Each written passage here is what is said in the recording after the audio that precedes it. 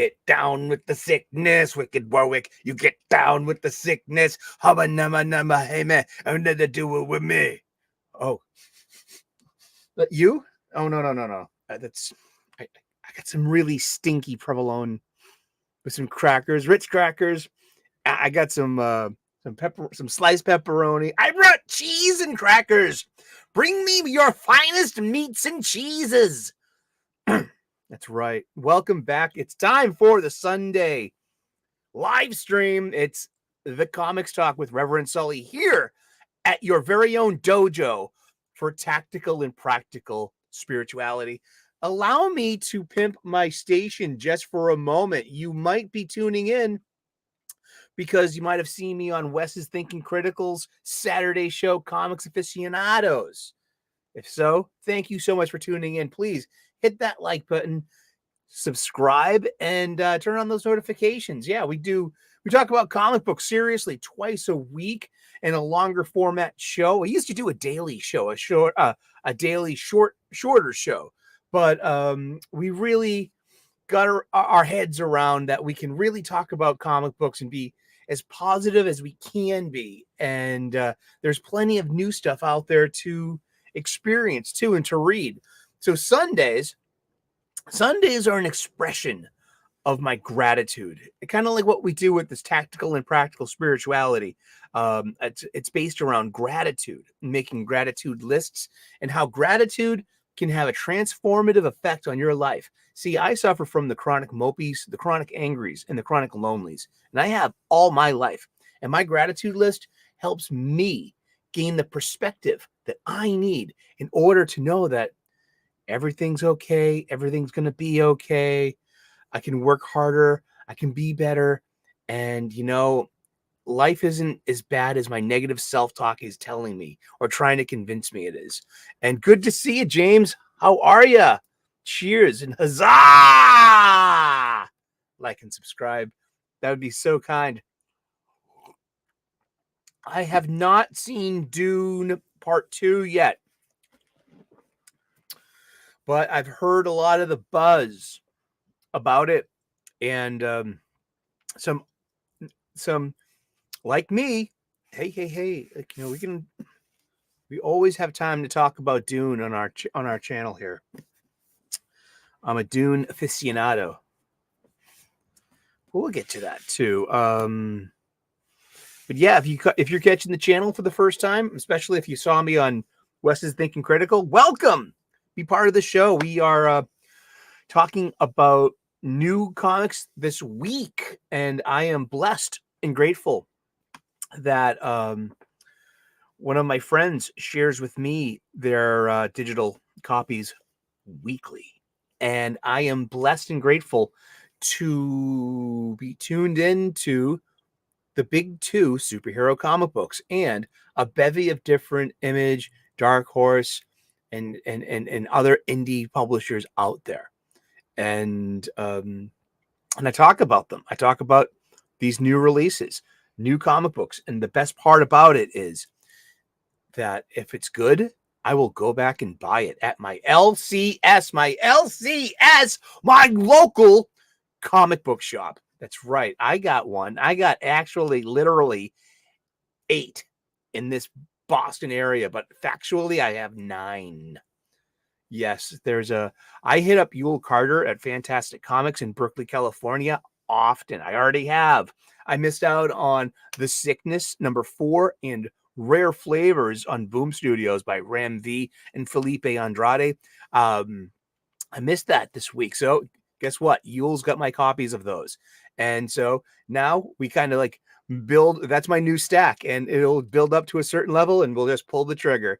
But if you do not have a local comic book shop around you, your mailbox could be your very own LCS, local comic book shop. Just get a hold of Yule Carter. His deets are in the description of this very show.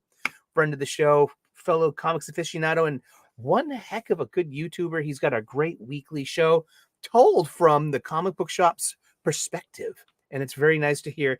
Very refreshing point of view. Hello, Dwayne Muth. Good to see you talking about friends of the show. We've got James out there and Dwayne Muth and everyone else out there in TV land. Hopefully you're tuning in later. If you can't catch us at 3 p.m. U.S. Eastern on a Sunday, you can catch us anytime. This is YouTube. And also this show works very well in a podcast format. You just might be busy. You might be driving home from work, doing chores. You might be at work, need your attention, but you have a podcast. This is a pretty interesting podcast. We talk about comic books. I kind of shy away from showing lots of comic art. It's just the weirdnesses of YouTubes and of legalities and copyright strikes and in perpetuities. And like, I have friends that get monetized and then get called on things they made years ago. And it's like, is that what awaits me when I finally meet my goals as to be a partner here on the YouTubes? Yes, indeed. Probably. So I try to keep down, like, definitely not music. And definitely, you never know. Like, maybe DC and Marvel might change their minds in the future and be like, look, that guy's using a non-purchased image on his YouTube video. So it's like, that's why if you're asking, like, why don't you show more of like these comics panels and like some, once in a while I will show some art though. I'm getting better and better at that. We just started using StreamYards to produce the show. So my video camera suite on my desktop, I can't drop in a window like I can with with the picture in the picture, like you do with StreamYards here,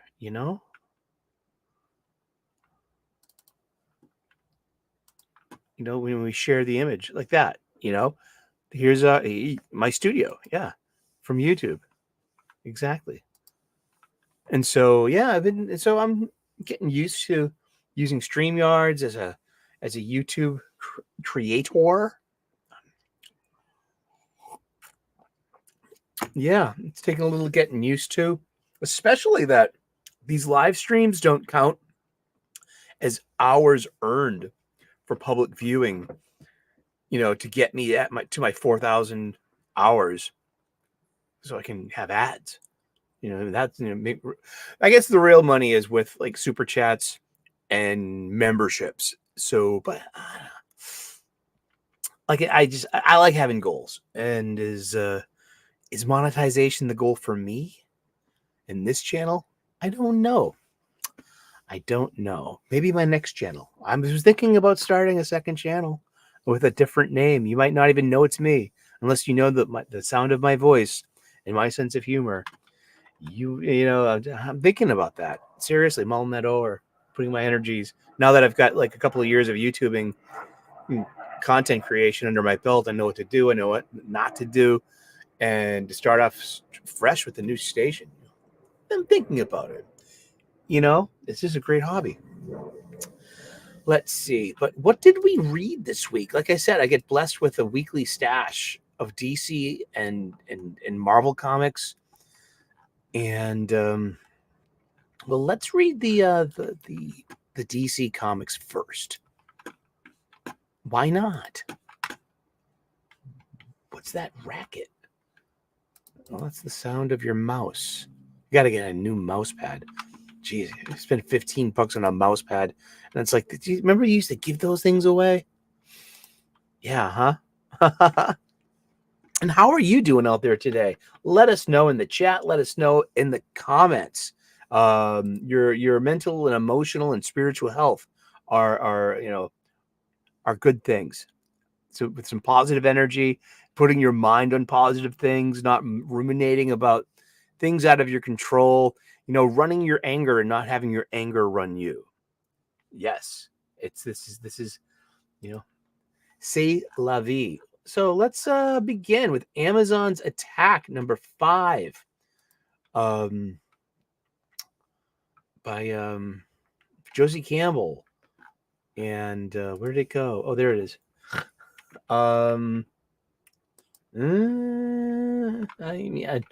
I'm glad I'm reading it. It's like there's some Peacemaker involved, and he's like an anti-hero's hero or something. I don't watch the Max or HBO stuff. I didn't watch the HBO show. I didn't watch the James Gunn movie. So it's like I'm not familiar with John Cena's Peacemaker, but he's like the visual cue and character archetype for the character in current age.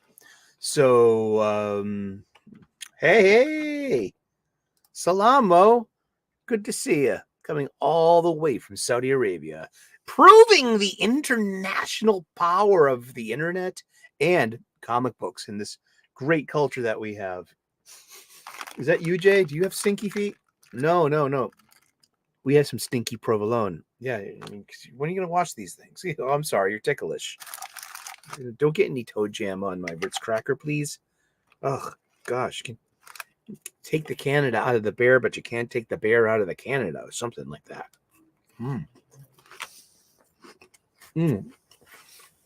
I love snacks. Where were we? Amazon's attack. Yeah.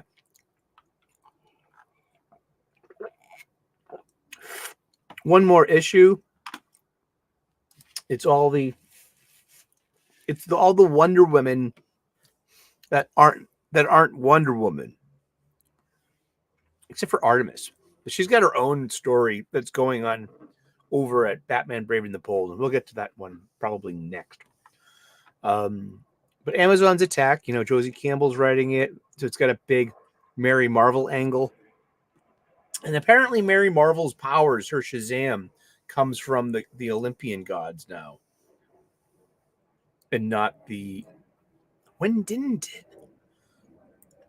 Or to the Egyptian gods? It's something like... Oh, God. Yeah. Why is DC publishing another Amazon attack series? The first one sucked.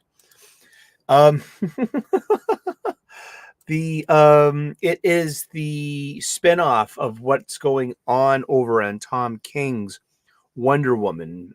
He's using the whole allegory thing too on the nose, kind of like what's going on over in X-Men and stuff.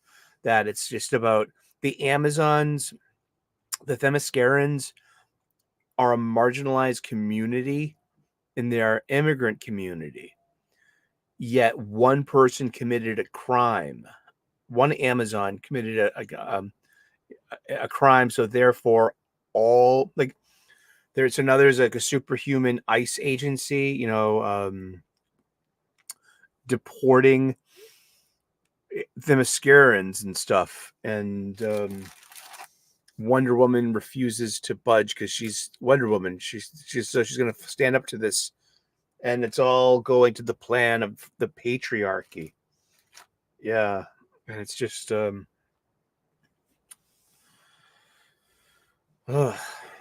mean, yeah. Well, at least Wonder Woman has always had a hegemony of gender studies and academia. And that goes all the way back to the Golden Age. Oh. So buttons, as my mom says.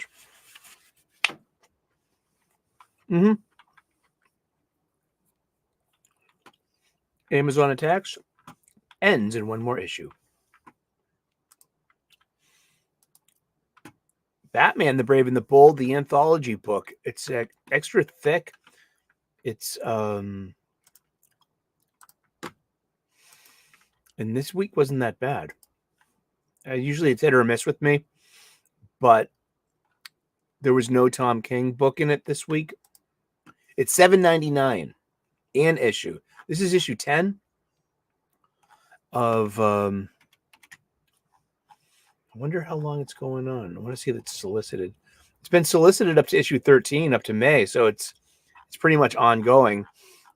Batman Brave and the Bold. It's I And I'm also not sure of its like continuity too. I mean, some of it's in continuity, some of it seems just like so kind of anthology, like set in its own thing. But there is a Duke Thomas signal story in here, and this is a good place to have spotlights on your Batman family characters. So it was good. I like Duke Thomas as a character. I'd like to see, and I would like to see more of him.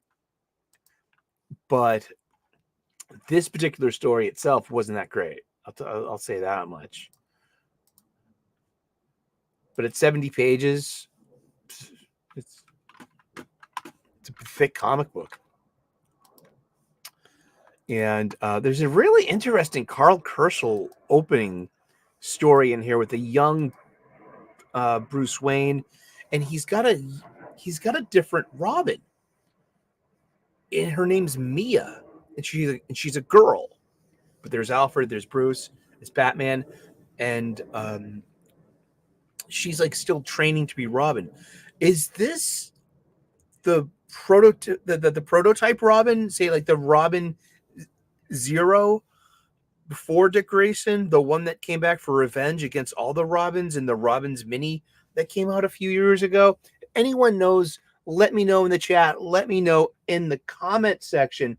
This is the comic book shop style conversation that we all love to have. And that we continue this comic book shop style conversation here. And I love Carl Kerschel's design of his new Robin here too. I'm just very interested in who this character is. The Carl Kerschel art, the line art, is just kind of like then is heaped on all this digital stuff and Band-Aid dot and screen tone filters. That just gets me all the time. There's an Artemis story in here. Now Artemis is like on a horse with no name or something, going through a desert on a horse with no name. It's the blazing sun. She's been poisoned. She's wrestling with grief. Apparently, she killed Queen Hippolyta upon Hippolyta's orders, but it wasn't supposed to be like fatal or something. But it was. Therefore, that's why Nubia is queen of the Amazons now, and not Hippolyta. Hippolyta is canonically dead, and Artemis, I guess, was her killer, but not on purposefully or something. And so Artemis is now an Amazon exile, and it seems tonally from this story that she's embracing pacifism, or wants to, And the Duke Thomas story was interesting. I mean, there's a Lois Lane story that's really interesting, and in continuity too, because it's Lois Lane, editor-in-chief of the Daily Planet, because that's where she is right now, filling in for Perry White in the pages of Joshua Williams Superman that I read. I hope you're reading it too. Joshua Williams Superman is really good.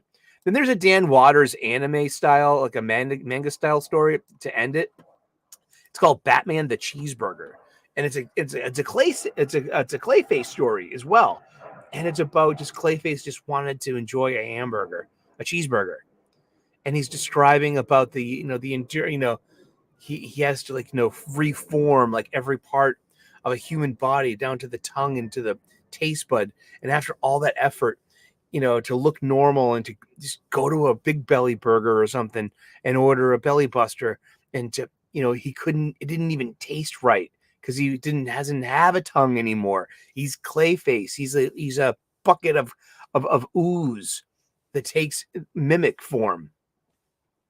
And in the end of it, it has Batman enjoying the hamburger, but in this black, over-exaggerated manga style. So I'm telling Jim Werner from Weird Science Comics, because he turned me on to Superman versus Meishi, which is a legit manga using a DC properties, and it's Superman and food, and it's wonderful, and it's stupid, and it's fun, and it's entertaining, and it's light, and it doesn't take itself seriously, and it's a great way to enjoy the character of Superman. it has this. I called it Superman versus Meishi, and I thought it was so. Hey, guess what? Batman Brave and the Bold, number 10. You know, go and get it. It's pretty good. Maybe I should pick that up. You know, I'm not going to be buying Batman. I tell you that much. Why? Well, I mean, there was a let me find it then. DC Absolute Power. Absolute Power 2024. No, I want an image, you futtermucker.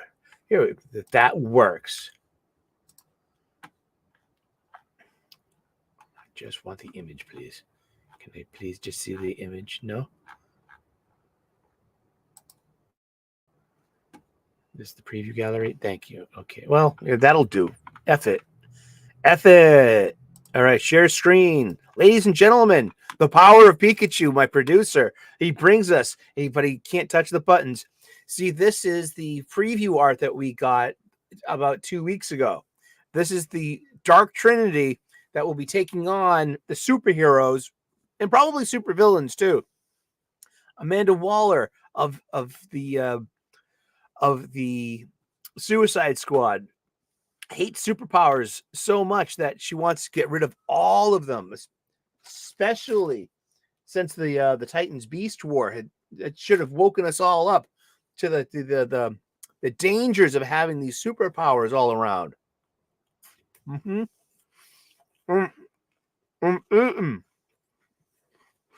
A snack. Hey, Pops! Thank you so much for dropping by. How are you, buddy? For the price, yeah, exactly. But we got Amanda Waller here, and she likes to, she likes to kill superheroes and supervillains too. You know what I mean? Especially with like implanting them with a bomb. She loves pressing that button and blowing their heads right clean off. Now over here, the lady, you can tell she's a lady robot because she has, a simulated bust line and feminine features. Okay, this is not an androgynous robot. This is the Brainiac Queen. This is a character that's coming out in Action Comics, I believe, and in Superman. There's been some Brainiac stuff being teased. I read and buy both Superman, and I've been buying Action Comics, but that was because of Philip Kennedy Johnson. Now that Jason Aaron is on it, I'm not the biggest Bizarro fan. So I haven't got the last 2 issues. I can always go back and get them. Jason Aaron, though, is tearing it up right now on Batman Offworld with art by Doug Mankey. That stuff was fun. And, fun goes a long way. All right. So who is in the middle? Batman fans? Are you paying Batman fans who come in every month or every couple of weeks? Will know that this is failsafe. The robot that Batman, this is the Chip Zdarsky Batman run. And what's inside of failsafe is the Batman of Zur-En-Arrh, charged up with all of with a group of multiverse variants of Zur-En-Arrh. And so there we go. That's our Dark Trinity. But so Batman, I'm not buying any more Batman, especially even if it has the Jorge Jimenez art, because it's like, why bother? I mean, why bother? Now I know where this is going. It's going nowhere. It's just going to the next event. I mean, there will be no closure within Batman about Zur-En-Arrh and failsafe, if you even care in the first place. I kind of do. I like the Batman as Zur-En-Arrh. I like that character. Yes, snap. Pops is here. We like exactly. Now we can break out the nachos. Detective Comics 1082. I'm loving this book. Dwayne Muth and I, go back and forth about this. I like Ram V, and he calls him Ram Z. Isn't a big snore? Yes, Dwayne, a board queen. Exactly. That's what I thought too. the Brainiac Queen is not in the Borg Queen, and yeah, but okay with that. But we got Batman 1082. It's great art, and it's not for everyone. Really, I'll tell you that much. It's for me though. It's a slow burn. It's trippy. It's really trippy. It's a touch of Lewis Carroll. I mean, there's a touch of there's a touch of whimsy to it because a lot of it's kind of this heady desert trip under kind of duress or in a spiritual realm or under hallucinogenics in a way. It's Batman had to die in Gotham, and of course he was like drugged and into near death but he almost didn't come back. They got his body working, but where's his spirit? It's between realms or something stupid, but it's it's been the art, and it's been killer. And this slow burn style of Ram V is really interesting. So the real Batman title for me is Tech, and I'd rather pay attention to Tech than to Zdarsky's Batman. And yeah, I mean, it's Ram V over Chip right now. Seriously, what else do we got this week? Da da da chubba chubba chubba chubba. Oh, we're out of hot cocoa, and that was it for the hot cocoa. Don't worry, we have water. Be water, my friend. Oh boy, hope you had a good weekend. I had a good weekend. I had breakfast with one of my best friends yesterday at the local diner and had the biggest plate of food. Eggs over easy with buttered toast, dipping those yolks into the buttered wheat toast. And I had pancakes, and I wrapped my breakfast sausage up in the pancakes and make pigs in a blanket in the company. And then I was on Wes's Thinking Critical. Yeah, that was cool. And I like being able to help out in the show, just, hey, you want to be on Talking Comic Books? Yep. I'll be there. And let's see. We got Green Arrow number 9, which is, once again, Amanda Waller playing, just pulling strings and things and trying to leverage Oliver Queen onto her side, because Oliver Queen is a highly trained human with no meta powers, no superpowers. His superpower is training and money. And he's looking for his ward, Speedy, or Arsenal. He's looking for Roy Harper. And it's a cutesy meta thing that like everyone kind of acknowledges that Roy's been dead a few times, and how's he come back? I don't even know. I can't tell you, man. I mean, there's something to do with Infinite Frontier and death metal. I was on hiatus then because of what? Because of Heroes in Crisis. And this is Joshua Williamson. I mean, this is kind of like, I don't want to ever revisit Heroes in Crisis ever again, but yet Joshua Williamson is returning to Heroes in Crisis because Amanda Waller needs Ollie to steal secrets of the metahumans and of the superhero, the superpowered. She needs him to go find Sanctuary. Sanctuary is the AI that ran the Nebraska safe space of therapy that was created by the Trinity. And that is where the Wally's Speed Force accident happened, where he inadvertently killed, everyone there, and then covered it up, and then had help covering it up. And then also Wally had given Lois Lane a copy of all those testimonials that Amanda Waller's after. So why wouldn't you just go and, like, you know, hack Lois Lane's shit or something? I don't know. Oh gosh. Why are we returning to Heroes in Crisis? I'm disappointed, but Joshua Williamson, though, is killing it on G.I. Joe Duke, G.I. Joe Cobra Commander, and over on Superman. It's he's writing a decent Green Arrow. I just don't want to revisit Heroes in Crisis. I mean, I had so many problems with Heroes in Crisis. Apparently, too, like, because Sanctuary itself, like, there was no, you know. Also, I'm thinking way too seriously about it, and I apologize for that, because I shouldn't. This is because this is my thing. Like, maybe you're thinking way too seriously about this funny book space. Maybe you're the one who's intersecting the real life into it so much that it's taking away from you, and that you're being judgy about stuff. But here we have, like, this safe space for superheroes, the superpowered, seeking therapy because of the hard lives that they have. There was no medical oversight at this facility. The AI of Sanctuary was designed by Bruce, Diana, and Kal-El.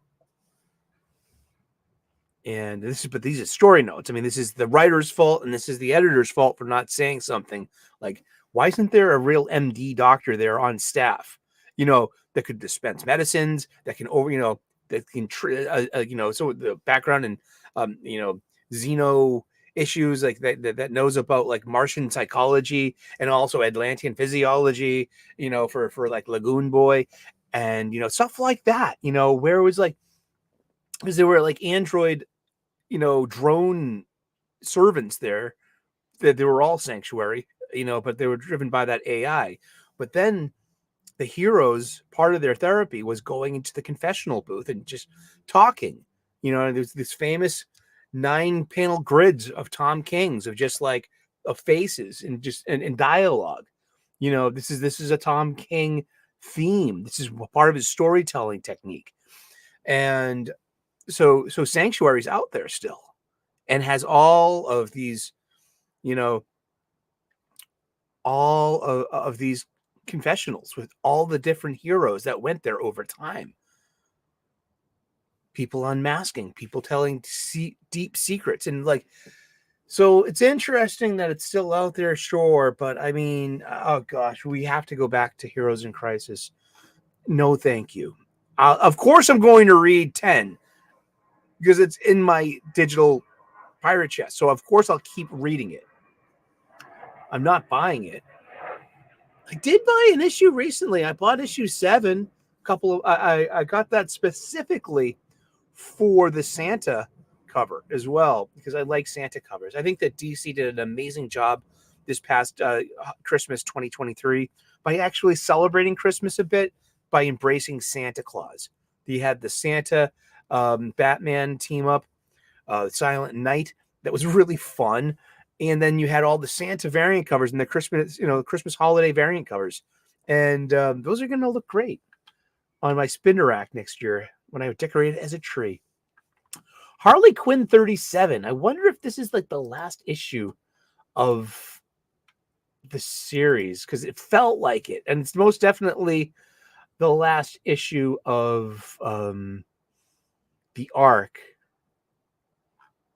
And Harley Quinn 37. And there's a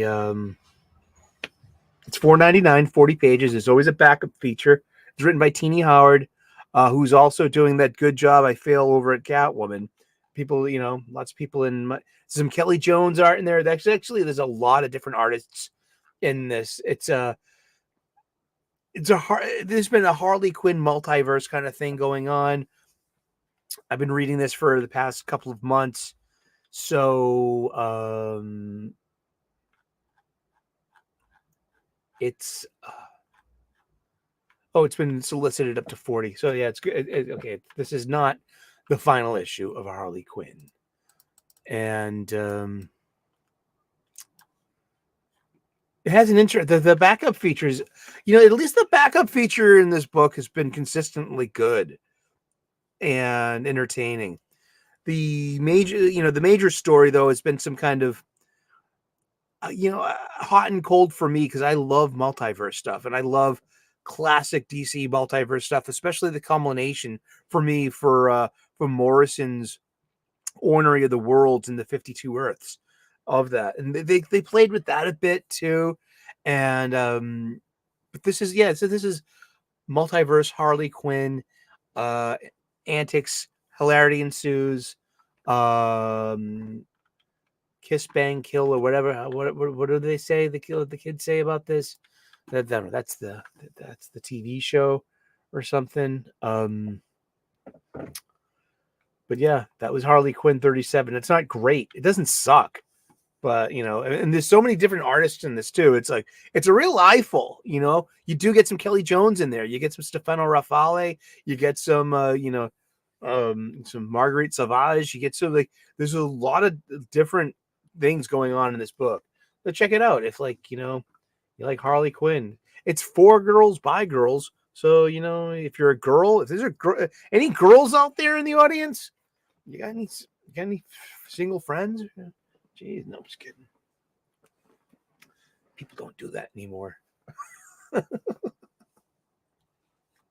Hey, Bone, how you doing? He's lurking while he's working on his car. It's like Bruce Springsteen over here. You know what I mean? Hey, little girl, is your daddy home? Did he go and leave you all alone? Above everything. Oh, I'm on fire. Pika, take it away. Woohoo! A musical interlude. Jay Garrick Flash number 5 came out this week. It was pretty darn good. It's 5 of 6, and so we're into Act 3. The stakes are at their highest, and we're coming in to land the plane. We got one more issue of this. Jeremy Adams does a really good job. It's fun. The art's pretty good, even for this digital crap. The art's still pretty good. It's fun. Yeah, check it out. Power Girl number 6. Speaking of Marguerite Sauvage, now this issue, all right. It's Power Girl, and now it's Dr. Paige Statler. Why would she be masquerading? She's a Kryptonian level intellect. And, well, hey there, Matt Cave. How are you? Welcome. Thank you for coming and tuning in today. And, let's see, where was I? Power Girl, number 6. Oh, God, I'm getting the naughtiest ideas because I love Power Girl. I think she's so beautiful. She's always been well drawn. Power Girl. Who is Power Girl? Power Girl is the Supergirl of Earth 2, the original Earth 2. Pre-Crisis on Infinite Earths, Earth 2. Her old alias was Karen Starr. And when she got to Earth, Superman was already Superman. And she was a teenager, so just like here on Earth 1, Earth 0, rather. And she was taken in by Superman and Lois and raised as their foster daughter. So that's where you have older Superman with the gray temples, the older Lois, and then you have Supergirl, but a little bit more grown up, and she's in her late 20s. And so she was known as Power Girl. And on Earth 2, she didn't premiere. She wasn't Supergirl on Earth 2. She never, put on the blue super suit. She never went to the 31st century and hung out with the Legion of Superheroes. I don't even know if there's an Earth 2 Legion of Superheroes. And why hasn't Jeremy Adams written that yet? See, I can't even suggest that to him because, they need that would be an unsolicited pitch. But what about the Legion of Superheroes of Earth 2? Wouldn't that be cool? Because Superboy is an Earth 2 thing. And, the Legion is strictly Silver Age. But that came from Adventure Comics, home of Superboy. Wow! What is up? Yul Carter of Fantastic Comics of Berkeley, California. is here.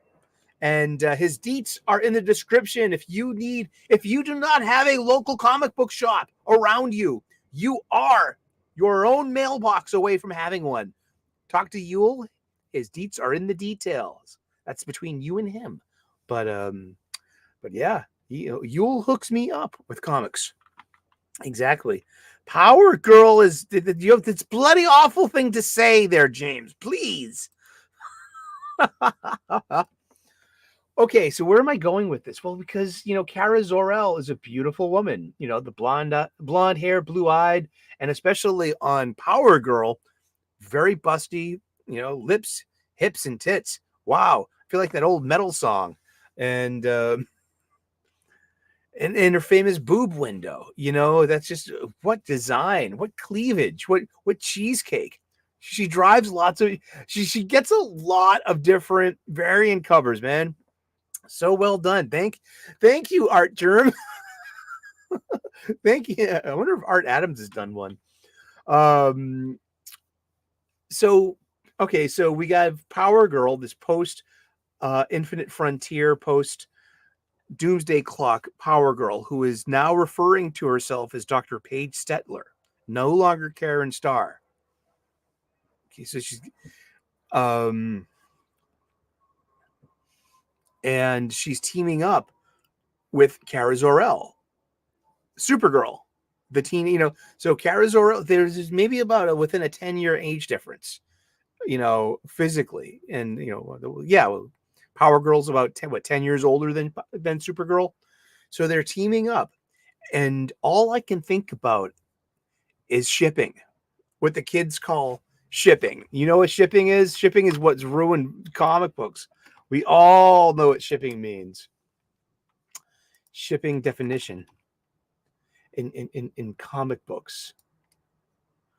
No, in comics. Shipping, derived from the word relationship, is the desire by followers of a fandom for two or more people, either real life people or fictional characters, in film, literature, television series, etc., to be in a romantic or sexual relationship. I'm not familiar with the details, but it was Power Girl, part of the Power Girl was part of the she debuted in 1975, and I think it was the All-Star. She was part of the All-Star Squadron, but because this is like the Bronze Age JSA stuff. There was a Justice Society of America title in the Bronze Age, and Dwayne Muth and Yule Carter might know more than I do, but I was a small child when these comics came out, and I remember seeing the Earth 2 Robin, the Earth 2 and Star Spangled Kid, who is now Skyman.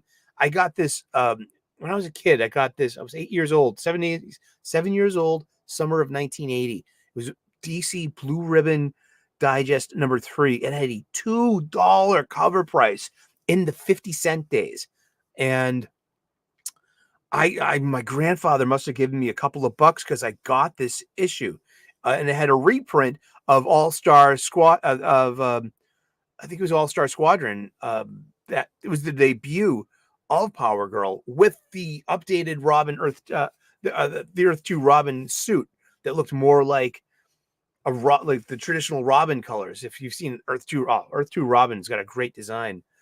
But where's it go? Just Power Girl. So yeah, imagine would you hook up with a multiverse alternate? That's what I'm getting at. Here's some comic book conversation for your eye. Should I be? Is it now? I believe that Kara Zor-El is definitely of the age of consent and of voting age now. Way back in Batman Brave and the Bold, the George Perez, Mark Waid stuff, that was after Infinite Crisis. That stuff was good. And Hal Jordan chides himself. He says, she's only 17, man. 17, don't look at her like that. She's 17. So definitely some time has passed. Definitely. Look at Damien. He's definitely gotten a few years older. Therefore, Kara Zor-El is probably 19 or 20 years old. What I would say, and I would say like Power Girl is probably like 29 and 28 or 29. So, I mean, why am I thinking, like, why am I shipping them? I mean, but is it what, isn't that self-love? Would that be masturbatory? Would that be asexual? I mean, you're loving yourself, I don't. And then Jim from Weird Science tells me that, oh yeah, John Constantine did that. I'm like, what? He's like, yeah, and in the New 52, he was like John Constantine, issue number 21 in 2015, and this is the the newly gayer John Constantine. Because he was canonically, he was always a bisexual character. That goes back to, like, I think issue 51 or 2 from like 1990. He was like, it was just like he was in a laundromat talking to a friend and talking about hookups back when he was the lead singer of Mucous Membrane. And then that story note doesn't get touched again until like Brian Azzarello's run, where S.W. Manor, the big bad, has been in love with John since Mucous Membrane. And so John hooks up with him to get in with the big bad and take him down from the inside out. So that's like the first big time we see John being gay. And then come the New 52, he's downright Twinkie and Swishy. I mean, I'm saying that like in the most kind of like in nicest terms, I guess. But Dwayne Muth, here we go. Yeah, coming with the knowledge. Power Girl was introduced in the fall of 1975. All-Star Comics 58, definitely in JSA. Wally Wood inked the book, and by mere coincidence, Wood drew Sally Forth, and so they could be sisters. Yes, sharing that same DNA. But yeah, so John Constantine in this issue 21 in 2015, part of the New 52, he hooks up with a multiverse version of himself. I'm not saying I would do it.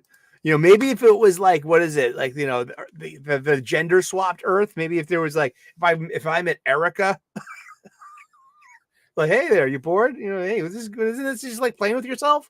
Is this yourself? This is a great place for science fiction type conversations. Like, well, like this got touched once, I guess. I think John Byrne, World of Krypton, like 1988. It was art by Mike Mignola, and this is a great series. I think it was a 4-issue mini because they did World of Smallville, World of Krypton, and World of Metropolis, and this was like right after. This was like after Crisis on Infinite Earths. And a World of Krypton. I'm saying Krypton like Krypton, like Marlon Brando did in Superman the Motion Picture, 1978. Krypton. He couldn't be corrected, man. It's Marlon Brando. But yeah, so there was a story note where one of the ancient Kryptonians, the mother, the guy was kind of like an asshole, and he could never find a mate. And so the mother took one of her clones and unbeknownst to the son, like, just like said, oh, this is like the girl I want to hook you up with. And just didn't figure it out until the big revelation. And then the guy goes fucking completely psycho and like tries to kill everyone in the room, the mother, and but the mother like using her own clone, because the Kryptonians kept clones in order, for spare parts and shit like that. And also, the Kryptonian gestation chamber. That's where Clark was in, blah, blah, blah, woof, woof. Yeah, it was really fun stuff. It was good stuff. And it was that John Byrne design of Kryptonians, the sleek black with the linear lines and the headpieces. It was really far from the green shirt with the yellow sunburst. I love that Silver Age look of Jor-El. I really do. I love funny books. So do you guys. Thank you so much once again for popping in today as we go down this list of comic books. Yeah, Power Girl number 6. Yeah, it was mediocre issue, sure. Is it Josie Campbell? Who's writing this? Who did this? Who did this? Oh gosh. Oh, who did? Oh boy. But oh gosh, I don't. It's Marguerite Sauvage does a great job, but it's always so digital, and it's Leah Williams. All right, Art Marguerite Sauvage, letterer by Becca Carey, cover by Amy Reeder. Great job, and assistant editor Jillian Grant, editor Brittany Holzer, and group editor Paul Kaminsky. But yeah, this is Power Girl. This is made for girls by girls, and there's this huge getting sucked into the fantasy world part of it, and and but I'm thinking they could what if they why wouldn't you hook them up? I don't know. If all these untraditional relationships you're trying to normalize, why not normalize self-love and have that with the allegory of hooking up with a multiverse version of yourself?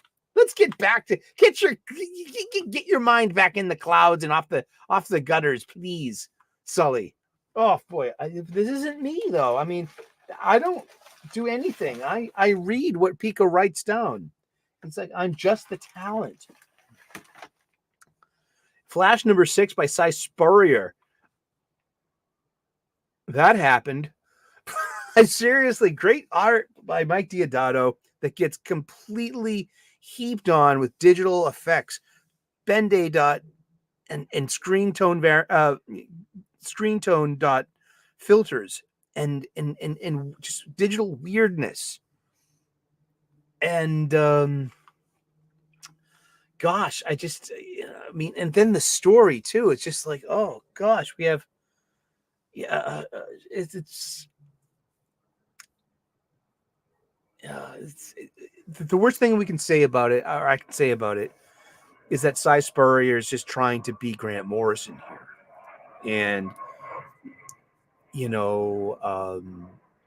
I guess it's because DC and Marvel can't afford to hire Grant Morrison anymore.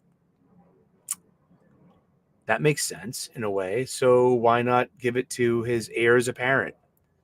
The Marvel and DC can't afford, and they're not permitted by their own culture war politics, and that not to hire Warren Ellis. So they have to hire Lansing and Kelly.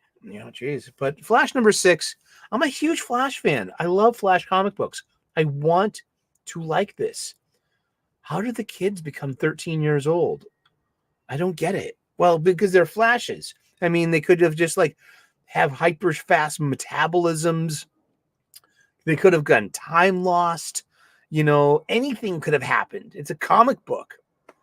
But they were kids. They were little kids just a short time ago. Oh, boy. Penguin number 7 by Tom King to finish this week of DC Comics. It was not that bad. I mean, I think Tom King is in his element writing this Penguin book. Will it go over 12 issues? I don't know. Tom King he appears to have these 12-issue run things. Danger Street was like that. Anything else? Did Omega Men go 12 issues? I don't remember. But that's it for DC Comics this week. Oh, we have Marvel Comics now. 1, 2, 3, 4, 5, 6, 7, 8, 9, 10, 11, 12, 13, 14, 15, 16, 17, 18 different Marvel books.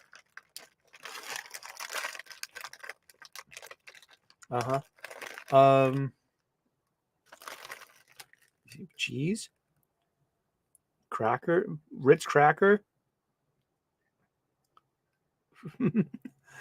pepperoni. It's really stinky too. Kind of loving it. Provolone.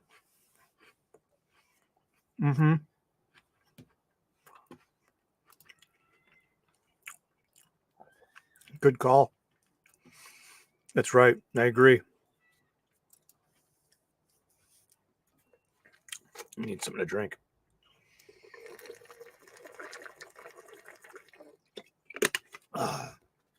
All right. We're going to start this off reverse alphabetical. Ladies and gentlemen, The Women of Marvel 2004 one shot. Okay.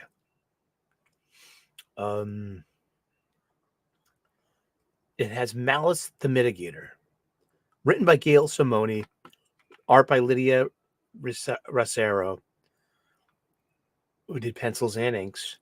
There's Witch House, The Favor by Erica Schultz, Endgame. So everything's written by women here. This is about women. This is for women, by women, with women in mind, to celebrate March with this Women's History Month. This is a $5.99 comic book with 38 pages of story and art. It's got a Madam Web story, the Julia Carpenter Madam Web story. It's got a Squirrel Girl story. It's got a retrospective on 30 years in retrospect, the origin of Monet St. Croix. What was it, St. Croix? There's a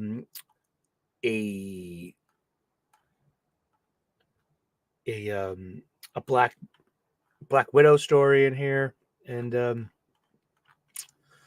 but it starts off with, you might have heard of like that Gail Simone got totally crapped on by her own side of the fence, her own side of the aisle. You had this, extra dimensional four-armed creature who's definitely a man, take all the women out of Marvel Comics from everywhere in time, and they end up in one limbo. And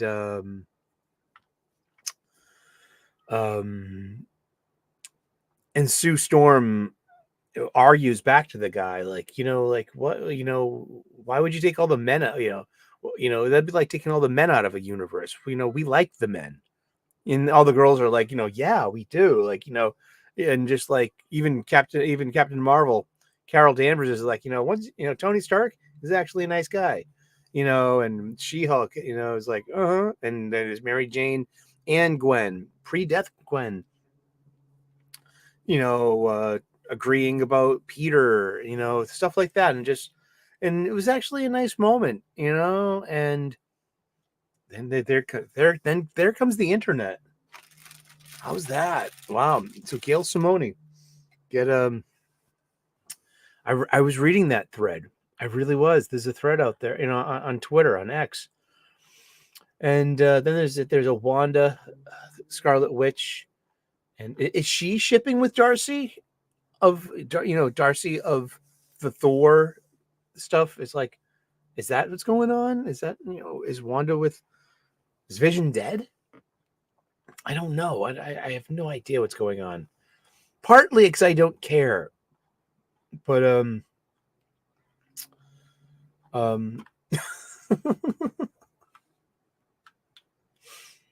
but yeah, women, that was like Women of Marvel 2004 issue one shot was much better than White Widow issue 4 by Sarah Gailey and company. Now, I don't, like I say, like, did I say this about the last issue? Like, I'm not saying this to dump on Sarah Gailey or, the artists involved with this. This book is not made for me. So,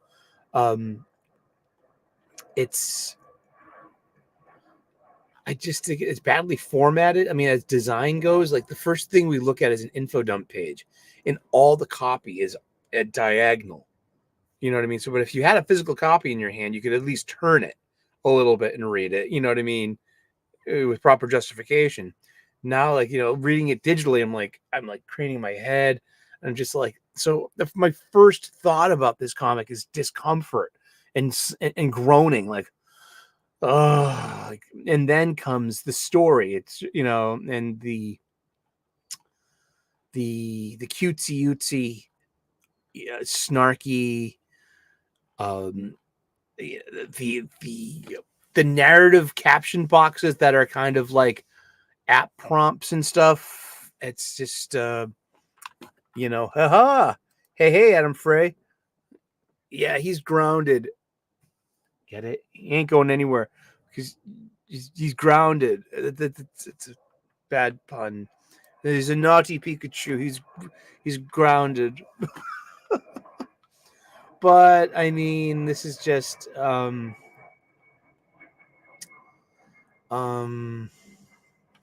yeah, White Widow. I mean, it's just who will the people who this was made for even like it? I don't know. I just don't know. I need more snacks. I don't know about you. I'm having stinky cheese. Provolone. Wow. It's really tasty though. Yeah, cheese and crackers. Well,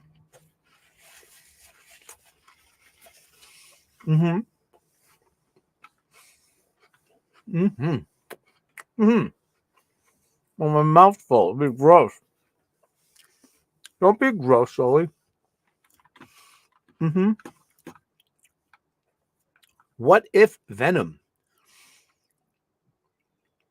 It's what if. And what if Venom became She-Hulk? Yeah. And the art looks very just like it was scratched out on an iPad. Jesus Hervez is the art, and Cici de la Cruz is the color artist. And I don't know. I like what if books, but it's weird. I like the Bronze Age stuff. I grew up on that stuff, and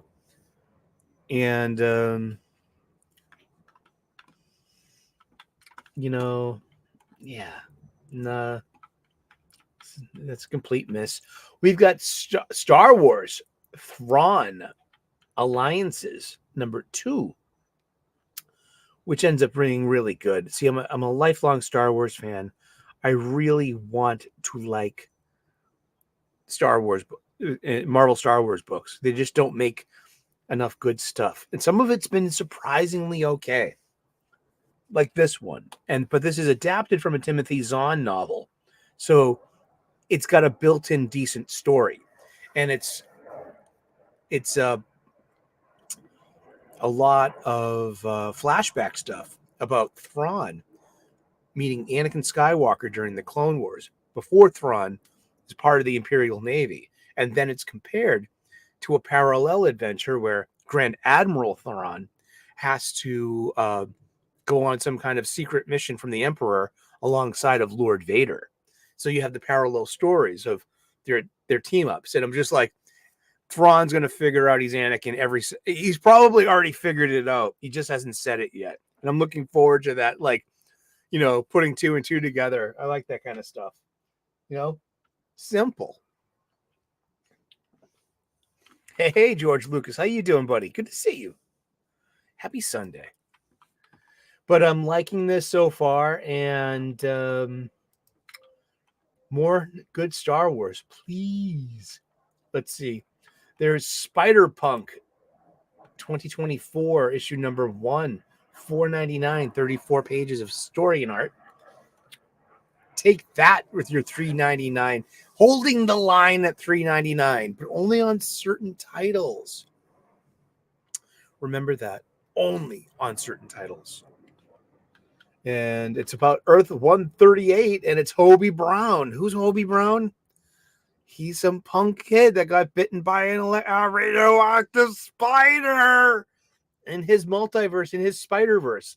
Somewhere in the Spider-Verse is Spider-Punk. And he's got his own unique Earth of different Avenger heroes. Like there's a gender-swapped Daredevil, and then there's and they're not a captain. There's Ms. Marvel, who's MZ Marvel. There's Riri Williams, who is Right Heart. This is his band. There's Captain Anarchy instead of Captain America, and yeah, that's it. That's his band, and so that's a superhero team. And I will say the art is it's got a lot of digital. You know how I feel about digital stuff, and kind of, spotty lettering. Yet the art in it, it's really kind of reminiscent of old Mirage Studios Teenage Mutant Ninja Turtles to me, and I kind of like it. And it's not great, but it doesn't have to be. It has a roughly hewn quality to it, and I can accept that. I can dig that. It's just it wasn't the best kind of comic book. You know what I mean? Just then there's the Resurrection of Magneto issue 2. I think of 4, and $4.99, 26 pages of story and art written by Al Ewing. This is at least it has some kind of mythological component to it. Like there's Storm, she's alive, and she has to enter the Undergloom in order to talk to the dead spirits, and specifically the dead hero, or the person that you're looking for in the underworld. This is mythic. This is downright Greek. Odysseus did this in the Odyssey. He had to go to the underworld. He had to speak to the famous conversation with Achilles, when Achilles said, hey, I'd rather be an unknown farmer, but alive, instead of being the most famous dead guy in all of history. I'd rather be alive instead of here in the Undergloom, And it's all about trying, Magneto trying to suss out whether he deserves to his second chance or not. And it's some black box theater stuff, man. And there's no action in this, and it's all talking, and it's who the hell is Max Eisenhard? Was that Magneto's real name in World War II? So he's not Eric Lencher. I see, I mean, I'm glad that I'm tuned in, but I'm like, I'm just really kind of lost on this, man. Even with the info dump page. There's an info dump page. Having successfully captured, killed, and exiled, otherwise incapacitated several mutant powerhouses, as well as scattering the general mutant population, the anti-mutant organization Orcus are closer than ever to realizing their goal of ridding the Earth of mutants once and for all. Anti-mutant bigots. Yeah, I mean they use that kind of language in the submit and like in the solicits, and I'm like, all of the just using bigot and fascist all the time in Marvel Comics. It's just too on the nose for current events, and just that's too much intersection of real life. Those words have a lot of luggage in a way, and then we have to see them all the time. No wonder why you can't shake progressive people can't shake a stick. They're like, oh, this is just us, this is just made for marginalized people and vulnerable people, and like, no, it's not. They're fucking X-Men stories, man. They're made for all of us. What remains of the X-Men focus their efforts on protecting the remains of mutants on Earth. Storm has turned her attention to retrieving the one mutant whose presence could help turn the tide, Magneto. Even if she must snatch him from the jaws of the afterlife herself to do so, a task easier said than done, as Storm's first foray into the afterlife has her confronting her own past. First in the form of Tarn, the Uncaring, who nearly tore her asunder, and then in the form of her mystical ancestor, Ashake. Both encounters that Aurora, both more resolved and trepidatious about what lies before her on the road to Magneto, and in what state she'll find him in.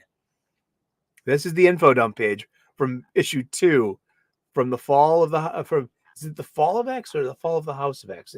Let's see. Fall of the House of X trade dress. They were both on Mars and X-Men Red, and they decided to break from the whole thing, that they didn't want to have any more Krakoan Resurrections, but Magneto gets killed.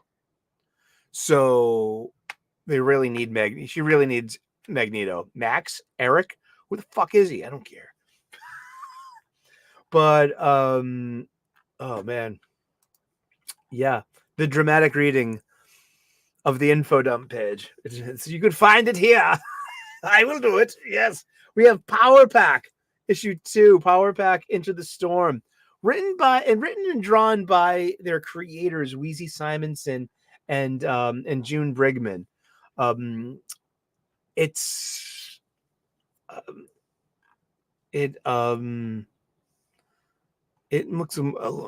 looks like, you know, these Mike Allred eyes and stuff. It's just, maybe this might be made for children. This could be a rare Marvel book that's made for children. It has all, like, I think that Louise Simonson's writing a book with her characters for her grandkids that they could read, and this is like before Alex, Julie. Here, once again, let's read. Marvel, it gives us the gift of these, info dump page. So it's Power Pack Into the Storm, and this story takes place after Power Pack Grow Up #1, whichever that is. But it's somewhere around the continuity of when they premiered in the mid '80s. When I was buying Power Pack, Power Pack played very well with X-Men titles because it was all the same, part of the same thing. Was Power Pack an X title though? I mean, we had New Mutants. We eventually got X Factor. Then we would eventually get a Wolverine solo title as well. And New Mutants would eventually become X-Force. But would you have considered Power Pack to have been part of the stable of X-Men books and that run of the mid '80s? That first volume of Power Pack. What do you think? Let me know. The Power Pack, their power. That's their name, is Power, and then that's their their siblings. There's 4 of them. There's Alex, Julie, Jack, and Katie Power are siblings with superpowers, but they haven't told their parents. But when their friend Franklin Richards, Franklin of the Fantastic Four, Franklin Richards, who's a mutant, he is, and Franklin Richards is some OP'd mother. Woo! Yeah, that's right. Reality bending powers of Franklin Richards, apparently. But when their friend Franklin Richards has a prophetic dream of monsters looking to destroy the Power Pack and take over Earth, the siblings consider letting their parents in on their secret, so their attempt to figure out what's going on doesn't disrupt their family vacation. Meanwhile, on Snark World, their friend Kofi was accepted into a prestigious new school only for him and his new classmates, the Jinna, to be captured on their very first day by the exiled Snark Princess Mayhem. And these Snarks are very much, they look like My Little Pony pastiches. And yeah, that catches you up on Power Pack. Well, at least the Power Pack kids aren't aged up yet. So now the Power Pack kids are in their late teens.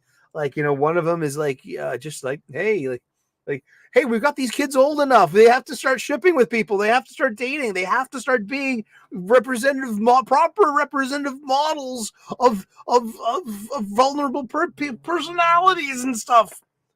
Did I make sense with that? I hope so. I'm live on TV here. I always try to put my best foot forward, but sometimes it gets put in my mouth. We got Punisher issue 4 by David Fuck You Post and company. It's who is Jigsaw?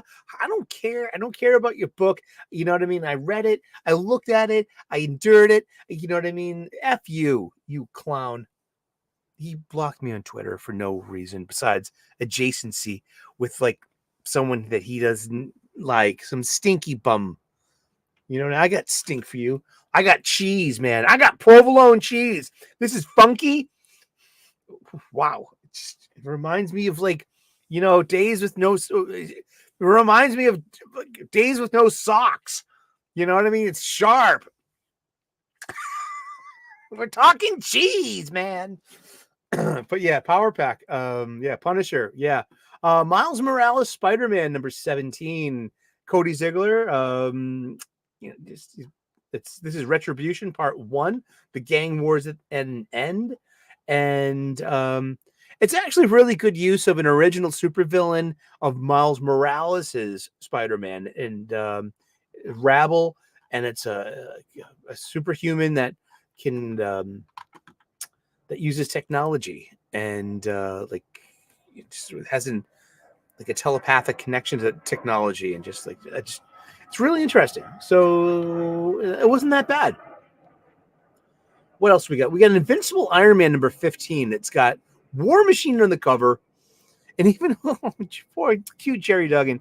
I follow him on Twitter, and he was like, "Hey, welcome back, Rhodey." Rhodey's not in this magazine. He's just War Machine's on the cover. I mean, I think maybe he's in issue 16 and you got this confused or something. And because Duggan's writing so many books. But this is Follow the House of X. It's issue 15 of The Invincible Iron Man. And it's the end game of Emma Frost and Tony Stark's marriage. And it's called The River.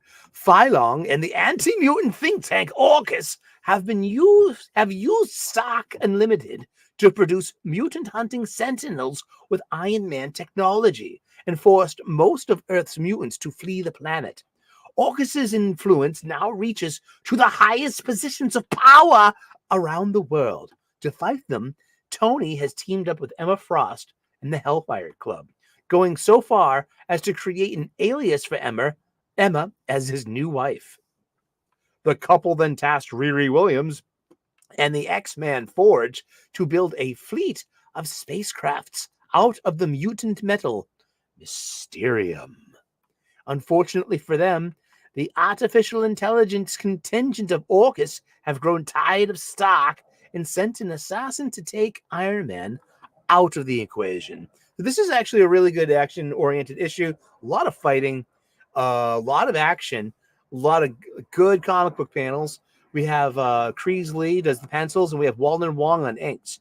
And it's pretty well done. I like this. This was a fun comic book, and it plays well with the X-Men. See, right now, Invincible Iron Man is an X-Men title. It's written by the X-Men writer, and it's got the Fall of the House. It's got the Fall of X trade dress on it, and it had the Fall of the House of X trade dress on it as well. This is only issue 15. This has been going on just a little over a year. So this is all like part of like the Hellfire Gala stuff, and it's just it's just Duggan doing his thing.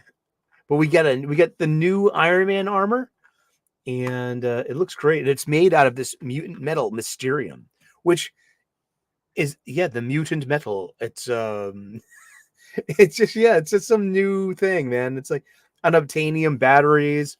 It can it's stronger than adamantium or vibranium, so we're going to be having a quiz later on the Marvel table of elements.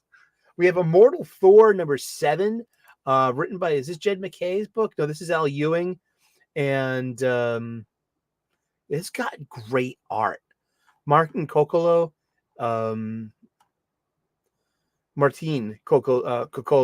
he's doing the art, and it's amazing.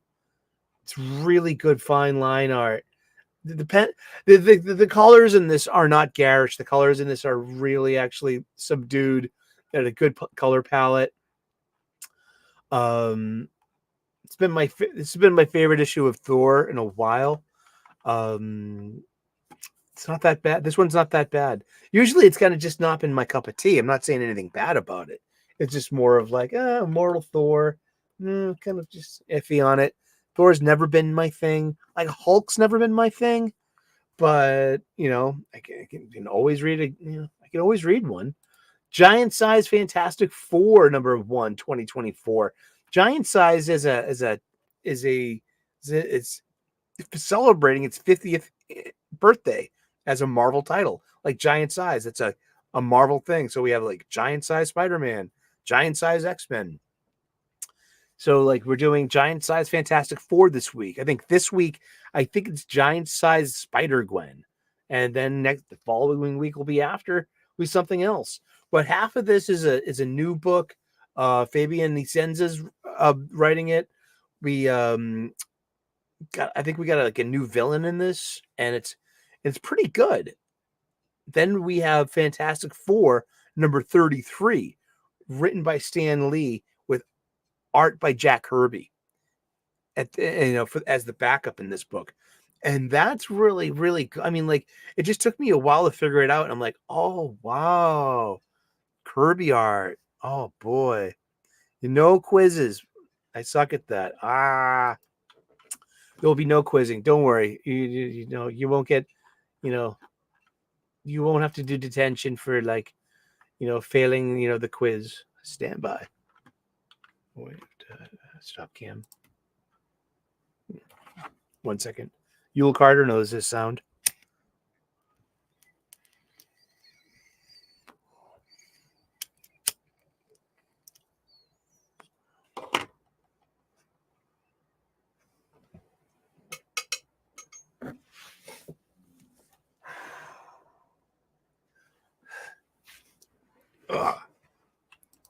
Yep, happy 420, kids. That's right. We have Dead X-Men number 2 of 4, The Fall of the House of X miniseries. This is Stephen Fox's miniseries here. The art in this is pretty tight. Peter Gwynn, Bernard Chang, Guillermo Sana are the artists. Why don't we go ahead and read the info page? Are you liking this? Let me know in the comments if this is this is okay. I mean, with you, Moira McTaggart was vital to the creation of Krakoa. Moira McTaggart's a very long time X-Men character, denizen of Muir Island in the mutant research facility there.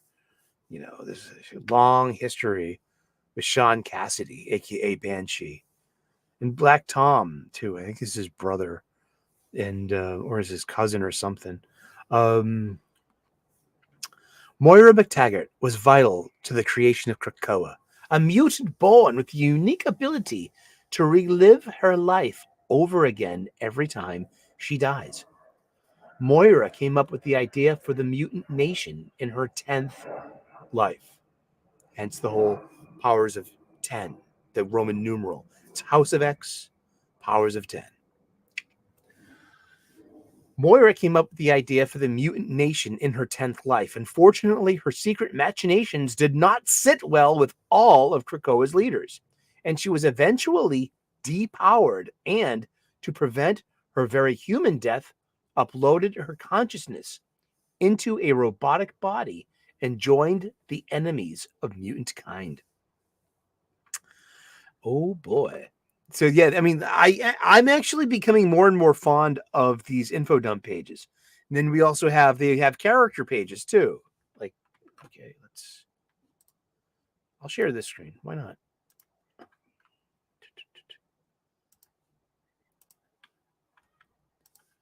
Because here we have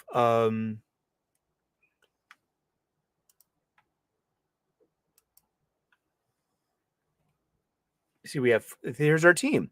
It's Frenzy, it's Prodigy, Jubilee, Dazzler, Cannonball, and 6 is Ascani, who I thought was I thought her code name was currently Prestige, but it's Rachel Summers. Okay, and here's this is the trade, this is the design of all of these books. They have these 2 pages right here, the info dump page, your dramatis personae, and the indicia, and then the credits.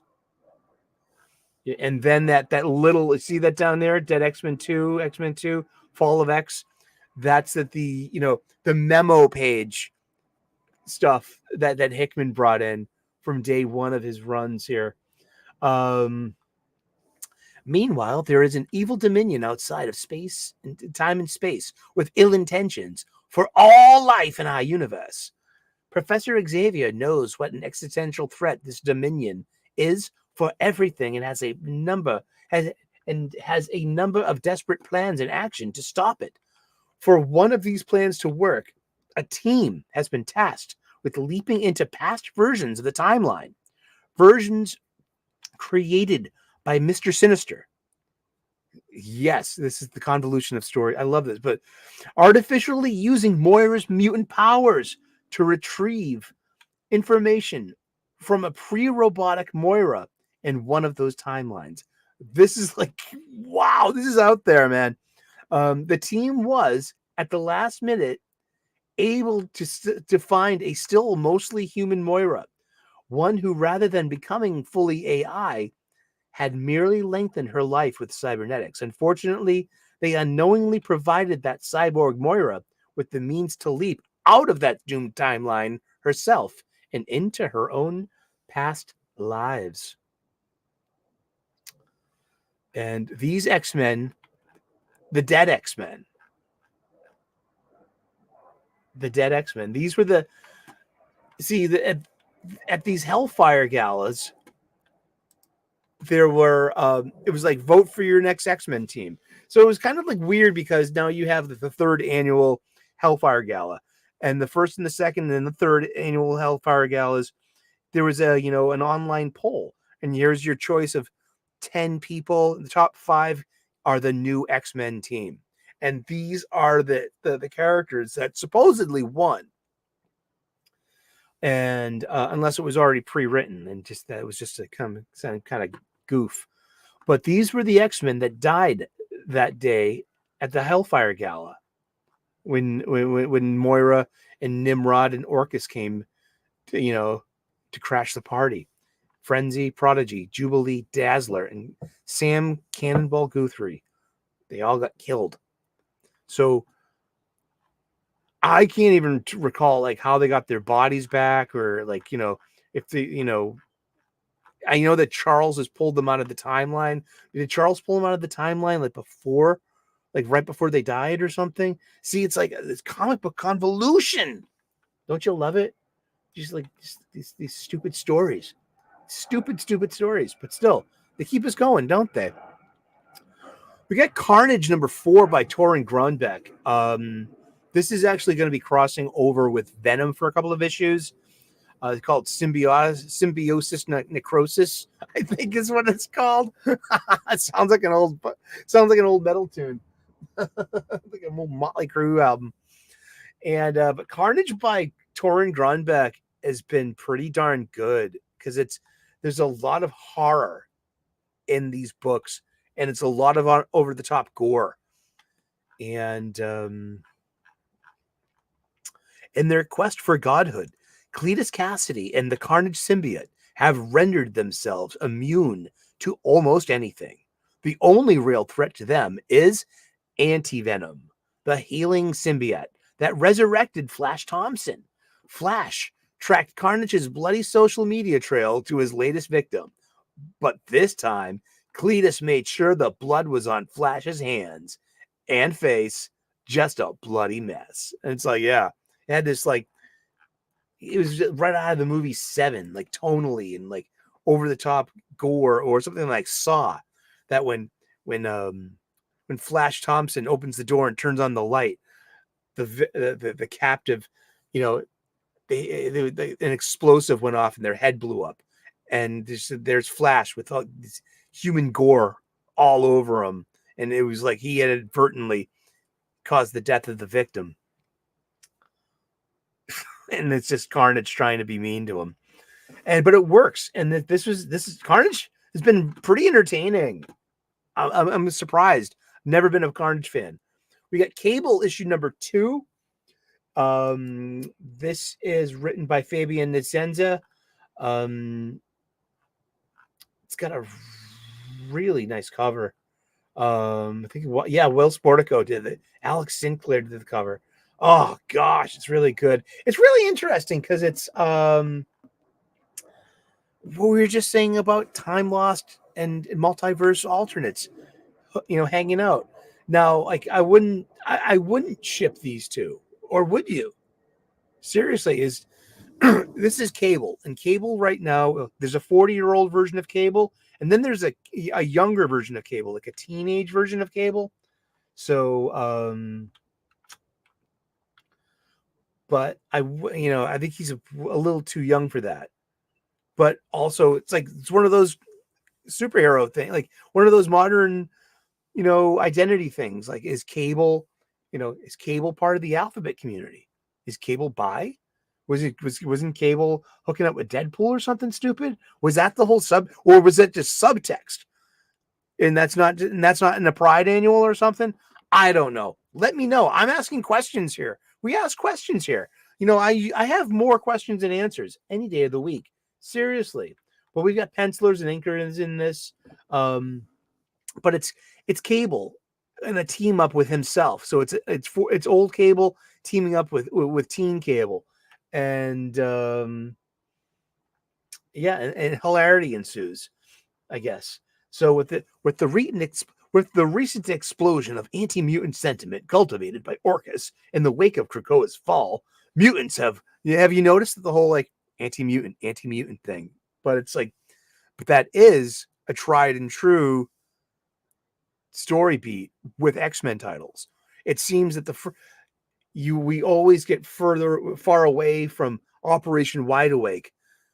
But it's like, but it's not Operation Wide Awake this time. Now it's Orcus. But we still have a Nimrod, and we still have, sanctioned mutant hunting and and segregation. That and a public sentiment got swayed to reinforce that. Like, how could you enact that as public policy without having the support of your population and constituency? Again, maybe too much intersectionality of real life buzzwords and concerns. Mutants of today have never been more hunted or feared. However, while what remains of the X-Men are banding together to stand against Orcus and their associates, Nathan Dayspring Ascanison, a.k.a. Cable, has his eyes trained on a threat that no one else is prepared for: the Neocracy. Yes, a soldier from the future, Cable has seen various timelines fall victim to the all-consuming forced assimilation of the Necrocracy, the Neocracy, and knows that allowing the Neocracy would come to fruition would mean the end of not only mutant kind, but all other life on Earth as well. Recruiting his younger self, Nate Summers, to his cause, the two Cables have tracked down a lead to a part of a new industries whose research may one day give rise to the Neocracy. That is, if they don't destroy it first. Hey, Pika Shades, how you doing, buddy? Good to see you. It's story time here. I'm reading info dump pages from last week's modern Marvel comics. I'm finding them more and more essential to enjoying the story. That there's just so much going on in these dumb stories that you need someone to explain it to you. So yeah, you have Nathan Summers, who's Cable. Then you have Nate Summers, who's the young Cable, and but however, their attempt to rid the world of the threat before it can become one quickly. However, their attempt to rid the world of the threat before it can ever become one quickly went south when they encountered the lead scientist. It was the Gray Gargoyle. Who's the Gray Gargoyle? Don't worry about it. It'll catch you up pretty quickly in the narrative. And but Gray Gargoyle can turn people to stone. And so there's the entire thing is just, Nate Summers, the kid, got too close and he got turned to stone. He's going to be like that for an hour. So old Cable has got to fight Gray Gargoyle with a trick or two that he knows that the kid didn't know. Here's we're gonna end the Marvel comics with something good and something kind of bad. And it's Avengers Twilight, Book 3 by Chip Zdarsky and Daniel Acuna. Great art by Daniel Acuna. It's Chip Zdarsky at his best. Unfortunately, it's like he is sounding too much like Frank Miller in Dark Knight Returns. And that with Steve Rogers, his inner monologue, the inner monologue of calling himself old man. It's just like right out of Batman. It's doing the same thing in the same kind of way. But it's it's just this is most definitely Dark Knight Returns Marvel flavored, using Captain America instead of Batman. But it's working and it's really good, and I'm liking it, and the art's really good. And and this is, some people just don't like it, and me, I love Acuna's art, and the stories. I think Acuna's art elevates what could be a mediocre story, and that's probably the nicest thing I'm going to say about the next book. We're going to wrap it up in Marvel Comics with Amazing Spider-Man number 44, written by Zeb Wells, and art by John Romita Jr. with inks by Scott Hanna. This is the penultimate issue of the Gang War Spidey event. And let me just dum. Dude, can you hear that? The birds are chirping. It's March 3rd. I heard the birds chirping this morning. And that's the first time I heard the birds chirping all year. Spring is around the corner. It really is. So the 38 issues of Gang War. And I think there's only Gang War Daredevil issue 4 of 4 left. And the Gang War conclusion, $4.99 for 28 pages. And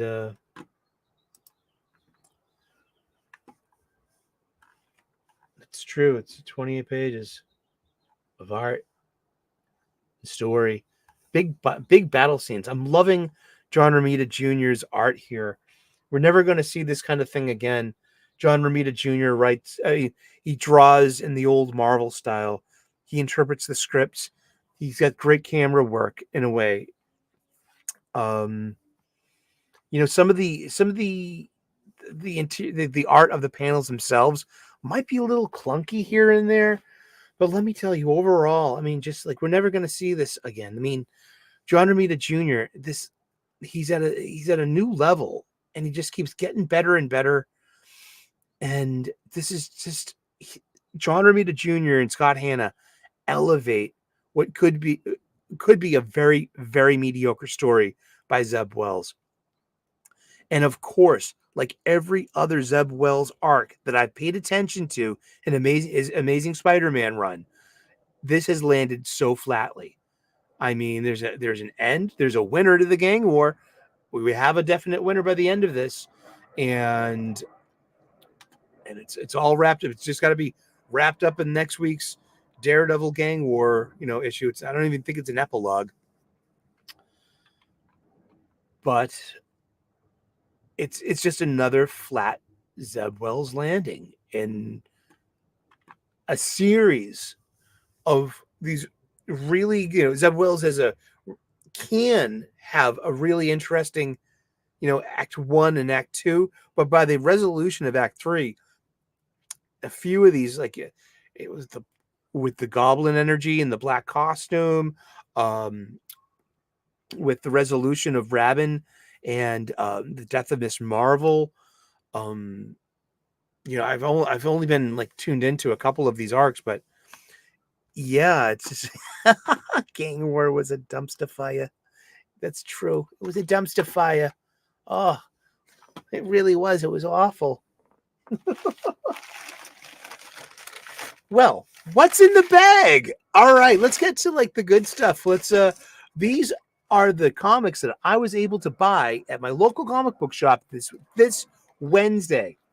I'm getting there about close to 2 hours later than what I usually would be within that window. Usually about an hour, sometimes two, and it's so it's slim pickings on a Wednesday, on new release day at my comic book shop. I know, and it's not because I don't take it personally. It's the owners have to do what they have to do. They cover the pull lists, and they only get a couple for the shelves. And so things sell out quick. Hey, a lot of the times I'm getting the last issue on new release day of something that I've been looking for. That happened this week too. But I ended up getting 4 comic books. Recycling once again this brown paper ubiquitous flat bag that we get at the local comic book shop. And I spent a few bucks, and I got my 10% off because I signed up for a poll list last week. So it went through. They were like, oh, because like I know the staff, and they were like, I hadn't seen this one in a few weeks, and she was like, you look like you want to pull this someday. And I'm like, actually, I did that last week. And she was like, really? What's your name? And here's your box number. And I got a really low box number. Someone must have just like left recently. I got a really low box number, seriously. And double digits, low box number. And then so like, oh yeah, and so you get 10% off in new comics that, and just, oh cool. And I don't have my poll yet, but that's good to know. Like, so I'll get 10% off now. But what did I get? What's in the bag? What's in the bag? I'll tell you. I got 4 funny books this week. 1 of them new, and 3 are facsimile issues. I'm kind of running out of room on my spinner rack, or no, I just have to rearrange it again. There's a couple of things that may not have to be on there, this, that, and the other thing. But I was able to get my copy of Duke number 3, which is now on my pull list. But it takes like a month. You know what I mean? I just did it last week, so you have to wait for a month or so, for it to kick in. I guess. But yeah, Joshua Williamson, Duke, Energon Universe. This is really good. Baroness. Do we need to get the doll again? Do I need to point on the doll where you want her to touch you? I love Baroness. Great character. This is really fun so far. And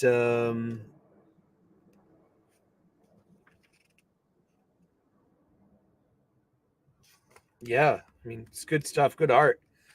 Good use of the toys. There we go. Then I got, because that was the only book that I could find, and that was the last copy too. It was like 3:30 p.m. on a Wednesday, new release day. That was it. Yeah, I mean, they didn't have Wolverine 44. I forgot to talk about Wolverine 44 because it came out last week, and it's by Benjamin Percy and LaValle, and it's got really it's the team of multiverse, a multiverse team of Sabretooth just come for vengeance against Logan, and this is really, really good. It's a 10-parter. But they didn't have it. I've gotten my past 2 copies from Yule Carter, with Fantastic Comics. Maybe I'll see if he's got that one too, because I asked Yule that if he had Rare Flavors number 4, because that was already sold out on new release day. Lane Kramer, hello, good to see you. Haha, that's fine. We're busting out the real funny books. So yeah, so I was, as soon as I didn't see Rare Flavors, I got on the horn with Yule at Fantastic Comics, Berkeley, California, and I was like, hey Yule, would Did you happen to have rare flavors in before? And he's like, yeah, I got that. Can you please put it aside for me? And then we're going to start on a new stack of comic books to get. So I was so bummed, though, because I love that book. But it's issue 4 of 5. And so it's like you're not going to be ordering very many of them.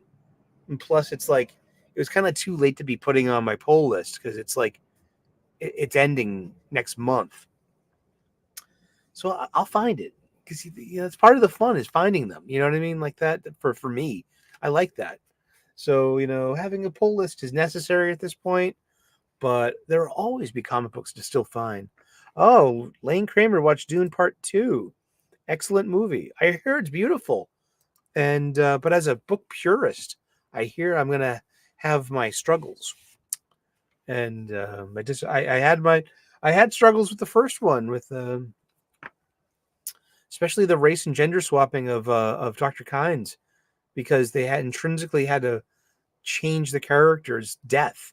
Liet Kynes has one of the most pathetic deaths in fiction and beloved kind of things. It was so unnecessary and it was so moving and it was so heartbreaking. And but when you change the character so intrinsically, you made her a woman of color. You made Liet Kynes a woman of color, and Harkonnens are slavers. You can't have a slaver kill a woman of color. It's not going to happen in a modern movie. And I knew since they made the character a woman, they were going to have to change the nature of the death from a pathetic death into a heroic death, which that actually, I saw that a mile away and I was like, that's going to happen. Like there are 3 things you can see walking across the blood. 3 things you can see in plain sight. A column of smoke, a column of fire, and a man walking across the blood. That's a Fremen thing from Dune. Ah. Yeah.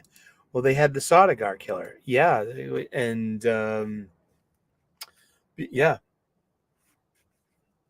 They did. And in the book, it's direct orders from Baron Harkonnen. Make it look like an accident. And in the Lynch movie, it was Beast Raban that ruins his suit, rips out his, he ruins his still suit and says, now take him to his desert to die. Jack Nance, Beast Raban. I love the Lynch movie. And then in the sci-fi miniseries, you have, Kynes brought before Baron Harkonnen, who, says take him away and then explains to him, we can't have it, make it look like it's that we did it. You know what I mean? So once again, then you see the famous scene, only in the book, of Kynes in the desert walking over the pre-mass spice blow, having that conversation with his father. It is worth seeing, though. Yeah, I might see it tomorrow after work. It's a 4:00 showing at Davis Square. It's in 70 millimeter, which I hear is a really nicer version to see than the IMAX, which kind of crops out some of the bottom of the frame. I heard that from Tom of Midnight's Edge, and he had some examples, and I was like, "Oh, really? Wow." Yeah, Tom Connor Jr. was just like, he was poking fun of it. It was like, is the IMAX a pan and scan version? So yeah, I mean, but I've already heard some I knew about one divergence that Villeneuve did with Raban and Gurney Halleck, and I'm kind of looking forward to that because it's just it seems like a really interesting, on-screen fight that wasn't in the book. You know what I mean? Raban has ironically found his fate at the hands of a mob in Arrakeen, of the Fremen that he tormented for so many years. He found his justice. He found Fremen justice, but I got 3 facsimile issues. Why? Because I just wanted to buy something. So I ended up spending $15.10 with my 10% discount on, and because these are on the new release shelves, or these are actually pretty much newer releases. But X-Men number 4, X-Men 101, John Byrne art, and Marvel Family Comics number 1, some Golden Age stuff. And that's a DC facsimile. How much was that? $3.99. And this, though, Jack Kirby art, man. I'm loving it. I love the old school uniforms. I love the Danger Room. I mean, this. Oh, man, this is fun. This brings joy to me. These old panels, like the training montage. Just and then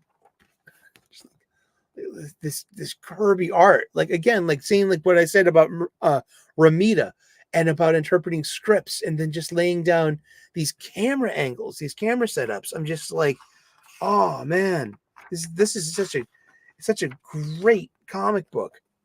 This is so fun. Like look at the storytelling, like in the panels. I mean, just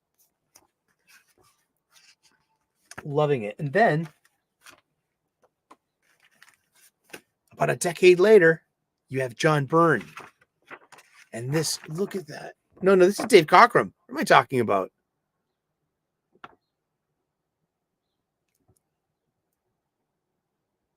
This is iconic.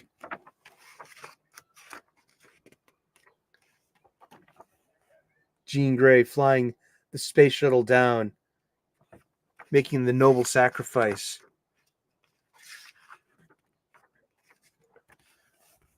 And then, boom, she leaps from the water. But little do we know that's not Jeannie. We won't know this until it gets retconned in X Factor number 1 in 1987. Was that 1986? Where's X Factor number 1? I was totally into that. That was like my wheelhouse. X Factor number 1. 1986. 1986. Yeah. Woo! Oh, Butch Juice did the oh yeah, that's right. Bob Layton wrote it and published on February 1st, 1986. The first appearance of X Factor. The original X-Men reunite as an all-new team with an all-new vision of how to achieve Professor Xavier's dream. The X Factor legacy starts here. That's the blurb that was written for Marvel.com. That's official, yo. That's right. Its release date, its cover date was February of 1986. Its release date was November 12th, 1985. I remember getting that too. I was 12 years old, and I would be 13 years old the next week. Mazel tov. You're a man. That's right. Exactly. Thank you. Thank you, Dwayne.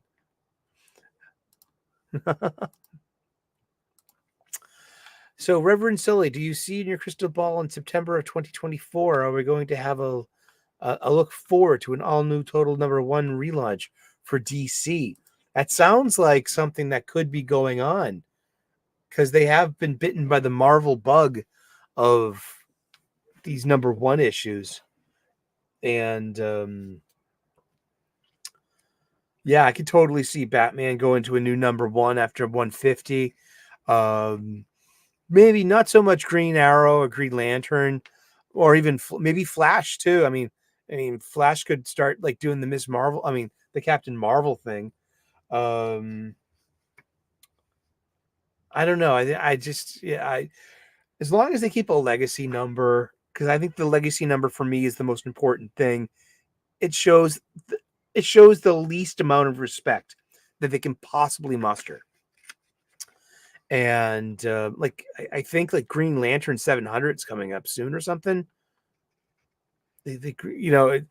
I did the math once. I'll do it again for like next week. It's like I need a, you know, Pika's got to write this stuff down and put it on the script so I can read it, you know. But yeah, this is the Marvel family. This was a Fawcett publication. And look, it's Mary, Captain Junior, and Marvel himself fighting Black Adam. Back when Black Adam was just a bad guy, man. Solomon's wisdom, Hercules' strength, Atlas's stamina, Zeus's power, Achilles' courage, and Mercury's speed. Now go. And he shares his power with his best friend. When you say the word Captain Marvel Jr., you know, Freddy turns into Captain Marvel Jr. So his magic word is not Shazam. Oh, look at that. Oh, Freddy's dying. There is some... You may pass along Shazam. Oh, really? And as the boy murmured his hero's name, the boy murmurs his hero's name, Captain Marvel, there was a blinding flash of light that changed him into Captain Marvel Jr. I love the design of Captain Marvel Jr.'s outfit. The red cape, the blue, the gold. I mean, just that's really cool. And then Mary Marvel's, you know I love Mary. I got a big crush on Mary Marvel. And then we got Black Adam, just plain old bad guy. Fighting, Captain Marvel Jr. Like, look at that. It's a big Marvel family get down. Loving it. Then there's Uncle Dudley. Is it Uncle Dudley? It has Black Adam's origin story, too. Ain't that cool? I am so loving these comics. Oh, these are great. Because these are fun, and this will just remind you of why we're all in this in the first place. These are just fun. The facsimile issues. So Marvel and DC are getting me for a $4.99 comic. They're getting me on a $3.99 comic. They're getting me on another $3.99 comic, and these are the offerings that they're giving for us aging fans, the facsimiles. I mean, you think that you'd hope that younger readers, if there are younger readers, would be buying these to have just to be like as touch points in their collection, being like, I think, isn't it cool to see like this evolution of the character, that it's been around so long and all this and the other thing. We can go for 2 hours now. We need to wrap this up. It's time for supper. It's time for Sunday dinner. Yeah, and time, it's time to put everything to bed and get to bed early. It's a work night. I'm going to be at work. I'm up first thing in the morning, and hopefully you'll be seeing some gratitude lists first thing in the morning, and then some cooking videos as well during the day. And here at the Comics Talk with Reverend Sully. Thank you so. I just burped. It smells like stinky cheese. Oh man, like this stuff. This provolone. It's pungent. It's so good. I wish I had a glass of wine with it. Just maybe some fresh berries and dark chocolates. And a big bosomed lady to feed me grapes and to fan me and to rub my feet like Channy did in the book. And you won't find Channy doing that in the movie. Oh boy. Hopefully I'll see Dune tomorrow night at 4 p.m. in 70 millimeter sometime this week. I have to see it.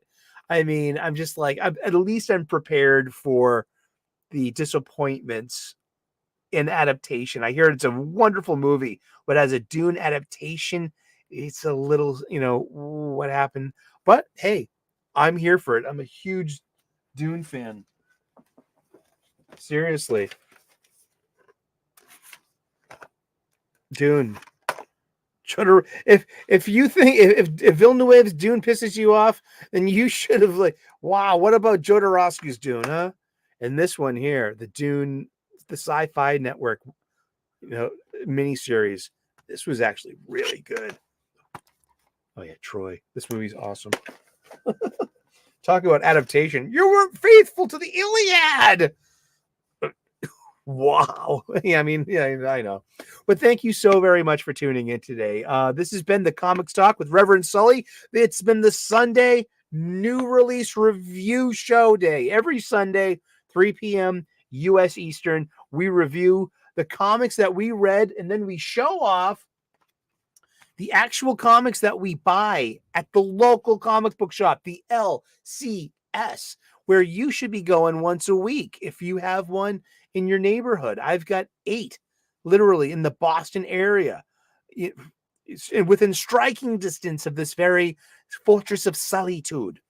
And actually, I have 9 because Yule Carter of Fantastic Comics in Berkeley, California helps me out a lot.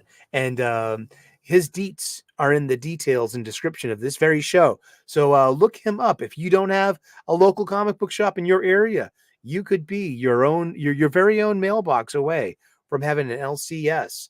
Yeah, that's your business with Yule. So but hook him up, hook yourself up and get in touch with them. But yeah, these are the comics we got this week.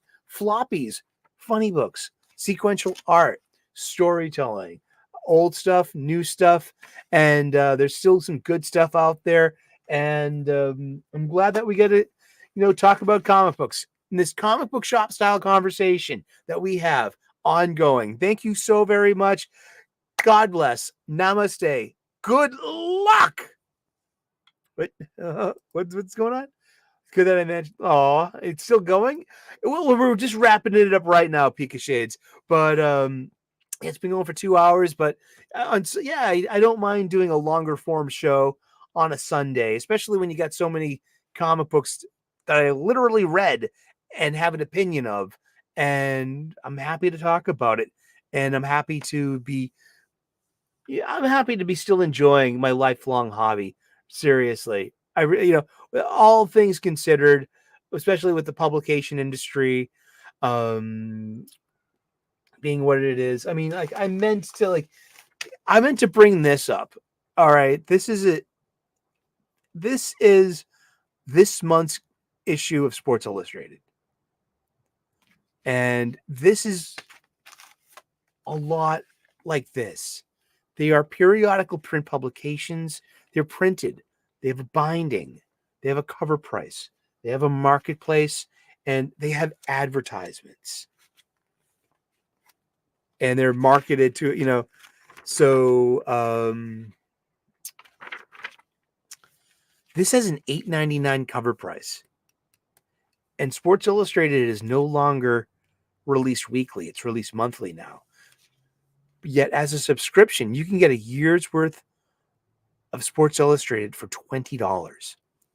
That makes it a $1.66 per issue cover price. You can also get a $2 subscription for $30, which further reduces that to $1.25 per issue. And an $8.99 newsstand cover price.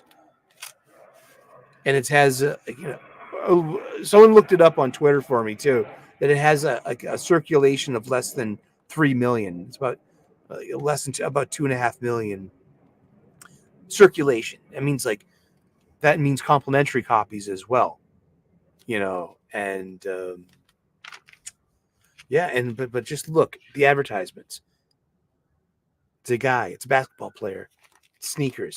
Look, it's ranch dressing. You know how I'm always pointing out advertisements in comic books, especially older comic books, because 20 years ago, comic books had no problem admitting of whom they're marketed to. And the advertisements followed suit. So who is Sports Illustrated marketed to? Old Spice Total Body. I mean, it's kind of obvious. Not just men. It's got a it knows it has a majority man focus, and that but not just men read comic book. I mean, read Sports Illustrated. So like Sports Illustrated would probably have a very comparable audience historically, like comic books do. Like if just majority men, not specifically just made for men, but you'd be foolish to ignore that fact. And that's what modern comics are guilty of. That willful ignorance of not knowing, for refusing to accept, like our customers really are this kind of human being. I know we want to market and offer to all kinds of humans, but it's, I know. Thank you so very much. God bless. Namaste. Good luck. We will see you again in those funny pages. Okay. Ciao. Bye-bye. We'll see you on Wednesday, 4 p.m. U.S. Eastern. Drop by. Ciao. Thanks.